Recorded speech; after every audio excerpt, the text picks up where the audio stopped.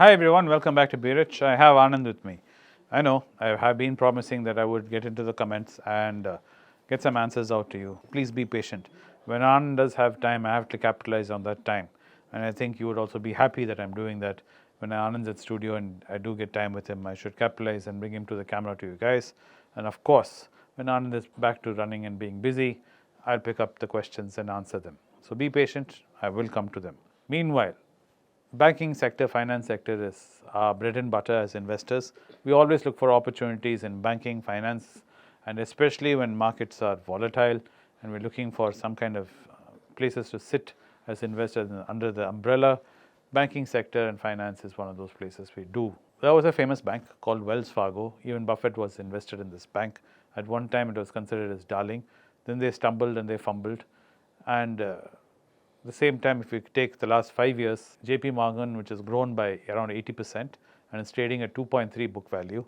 Wells Fargo is far behind, trading at 1.3, I think, the last I checked, and it's lagging. Its growth has not been spectacular compared to JP Morgan, and it's been stagnant compared to JP Morgan. So I thought we'll ask Anand, what is the thing that Wells Fargo did wrong, and should we keep an eye on Wells Fargo going forward, is the question. Wells Fargo is very famous for weathering the 2008 storm also. Yes. While most banks got into trouble, Wells Fargo didn't. They stayed out of trouble. It was considered a retail bank. Yeah, the very traditional bank. That was all tall claims. Yes. What happened about, I do not know the exact, I don't remember the Exact sequence of dates you events. don't know. I don't know the dates. I don't remember the dates. There was a particular time when Wells Fargo was doing extremely well in all retail numbers. And it was only an American bank. Yes. And it's expanded all over America. Its numbers were very good. Munger and Buffett were praising it all the way up. It was doing very well. But under a particular CEO, a scam broke up. Correct. This scam was about the kind of pressure and toxic work culture where it led to misreporting or whatever is the correct term, I do not know. Basically, what happened is multiple accounts were opened. Like if to meet my target, I will get you and your wife to open an account and then close it. Then get some people to open account closing. Those kind of things happened in account opening. Some clients claimed that their accounts were opened without them knowing. There was a lot of mis-selling and misrepresentation, and incentives were misaligned. In fact, when you talk about mental models, Charlie Munger has made a very important discussion this long before Wells Fargo, in which he talks of the power of an incentive. If you give somebody an incentive to do something, you'll be surprised the lengths at which they would go to True. do it. So, in Wells Fargo, if I remember rightly, most of the mishaps was due to misaligned incentives. True. And then I am not ready. You just No, called me you're brain. right. No, what you're saying is true. So the bank was got into serious trouble. There was regulator investigation and lot of. I think there was even a class action suit at that time. The management was held responsible. I think the manager was changed. Buffett is very famous for saying one thing. It takes 20 years to build a reputation Very true. and takes one action to. Destroy it. So Wells Fargo's great reputation as a great American bank, which was expanding furiously, got destroyed by that one big act. Whether it had layers in that, I do not know because at that time I was not following American Stocks. stocks with great interest. It was a really high flying stock, doing very well, and Buffett had got it very cheap and had grown along with it. But when the scandal broke, one among the first things Buffett did was to clean out his position completely. And then he started backing Bank of America. Yes. Right? And Bank of America is still undervalued, Yes. highly undervalued even today. So the amount of love and affection he showered on Wells Fargo, he transferred that love and affection to Bank of America after bailing them out once. Yes. He bailed out Bank of America when Merrill Lynch and Bank of America got into a forced merger. Like Merrill Lynch was going down, Bank of America was in trouble. So the Federal Reserve told Bank of America, we'll bail you out if you merge yourself with Merrill Lynch. And when they were trying to raise capital at that time, Buffett gave capital at very favorable terms for himself. Yes, And because he, you want the bank. yeah, and not to the bank. And somehow he liked it. In case of Goldman Sachs, which he gave a same deal, he sold his stock. But here he retains a big position in Bank of America even today. Wells Fargo was in a similar position in Berkshire Hathaway's portfolio.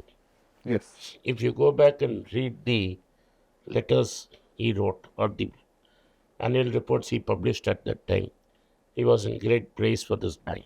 Yes. So this one act demolished their Reputation. So however well you do financially, Reputation is more important, reputation that you will not cut corners is very important especially as an investor.